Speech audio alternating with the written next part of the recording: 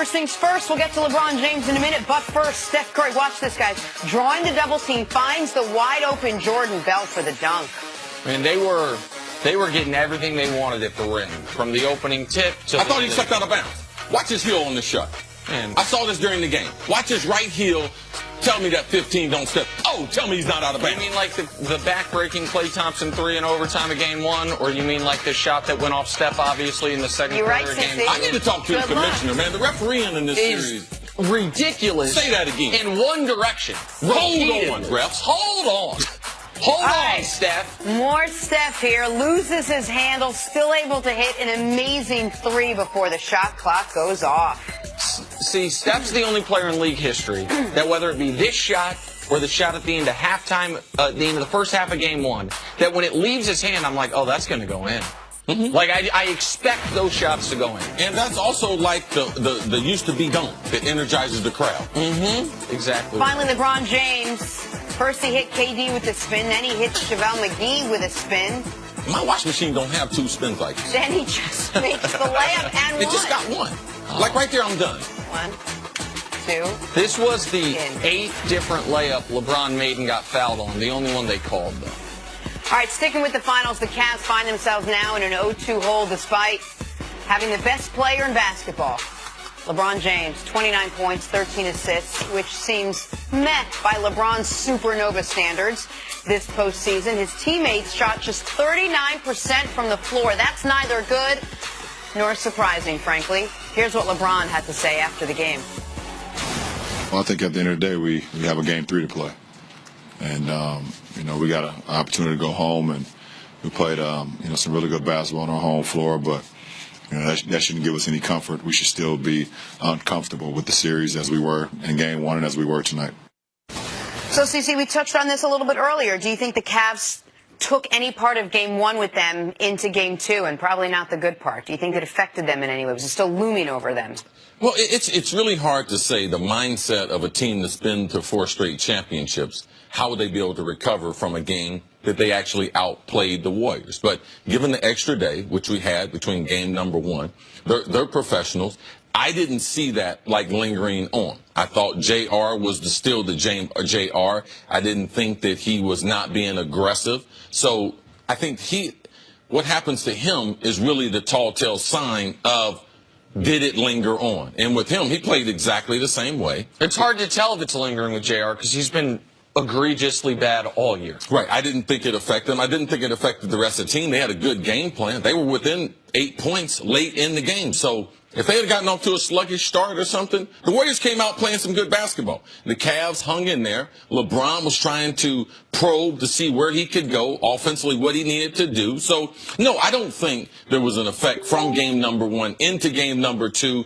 And it's hard to prove something like that when you have 3 days between 2 games. Listen, LeBron called that game 1's loss one of, if not the most devastating loss of his career. And this is a guy that obviously, famously, has lost 5 games to lose an NBA Finals. And he called this one, game 1 of an NBA Finals, maybe the most devastating loss of his career. But his level of play was at the exact level it's been all postseason. Extraordinary. Why was the loss so devastating? Well, he knows since the Warriors added Kevin Durant, they've never won in that building. Never won in that building. Going into game 1, they were 0-5 in that building. Now they're 0-7 in that building. He knows how rare of an opportunity that was.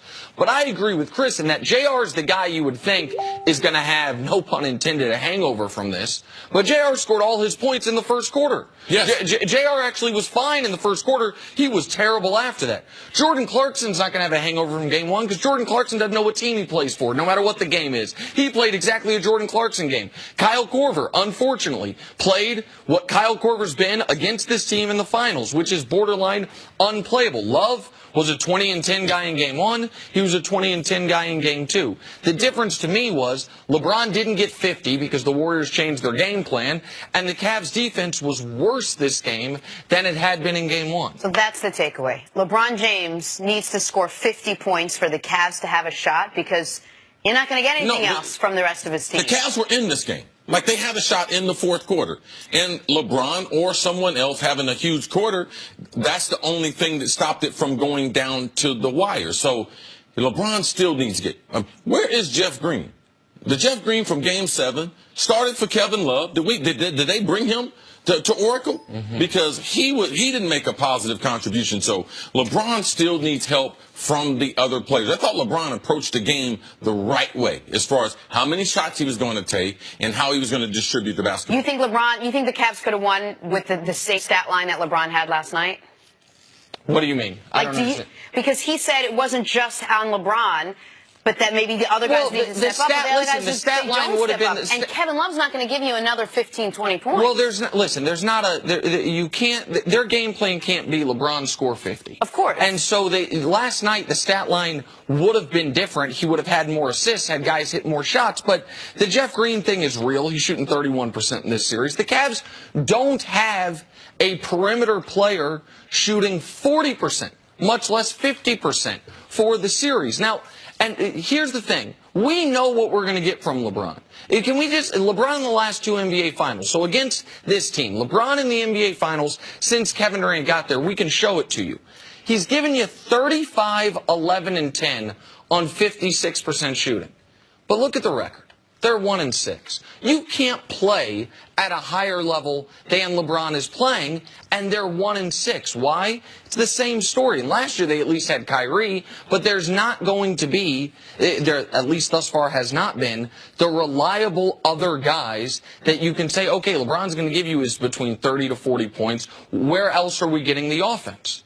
And let's not forget, they're going against one of the greatest teams that's ever been put together. So you can't think, man, LeBron's got to do. No, it's on the other people. It's a team sport, and the other guys have to make contributions, and LeBron's not. He didn't get that in Game 1 or in Game 2. Is there too much then being placed on LeBron? But that's been the story all year. Yes, it has. And the other stories, the same. It's always the same stories with this team. There's no supporting cast. It's LeBron and one in every game. The and one is probably going to be Kevin Love. Sometimes it's Jeff Green. Right, but it feels to me like there was never a reason to believe that the Cavs' other guys were going to get better as the competition got harder. Now, Chris and I battled all year long whether or not the other guys were going to be so bad to prevent them from even getting to this point. But I, as call it a LeBron James acolyte, whatever you want to say, even I didn't think they could be competitive in this series. That's why Game 1, whether or not it was deflating for the Cavs, whether or not the Cavs were able to get over it, the NBA viewing public, I don't think, got over it. Because I think the NBA viewing public knew the path to a competitive series was the Cavs not stealing that game, just not giving that game away or having it taken from them, depending on how you look at it. Because you wasted an all-time great performance from an all-time great player. I don't look at this box score last night and say, oh, well, here's why the Cavs will be fine. It's not like JR is going to go 2 for 9 again. No, on the road, he probably will. Oh, it's not like Jeff Green's going to go 2 for 7 again. No, on the road, he probably will. Well, could you, either of you, look at this box score and say, okay, I could take something out of this, at least maybe something little, and give myself a shot to think the Cavs have any chance to be competitive in this series? Yeah, I look at see the attendance, I see where the game was played, and realize it's not going to be there. Yeah. Good point. All right? That's what I looked at from the stat sheet. All right, that's the only thing. The Cavs have played better at home. And that's what you can rely on in game number 3 in the must-win for the Cavs. And they still have the advantages on the offensive glass that they had in Game 1 and Game 2. They beat them by nearly 10. I think they had 9 more offensive rebounds in Game 1. They're actually doing a decent job of taking care of the basketball. They're not turning it over a ton. Now, the Warriors have been better than they typically are at that as well. But there are also sometimes it is a simple sport. And sometimes when KD shoots 70% and gives you 26, Clay, who you didn't even know was going to play. You and I were talking before the game, see?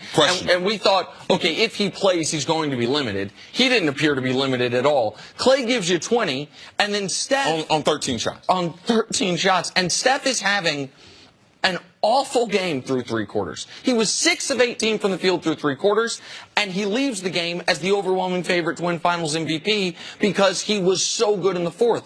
You're going to lose that basketball game. Like, I don't want to underplay it, but it's not, to me, it's not that surprising that last night went the way it did. All right, Steph was great. Kevin Durant was great, too. Coming up, KD opens up about why he went to the Warriors.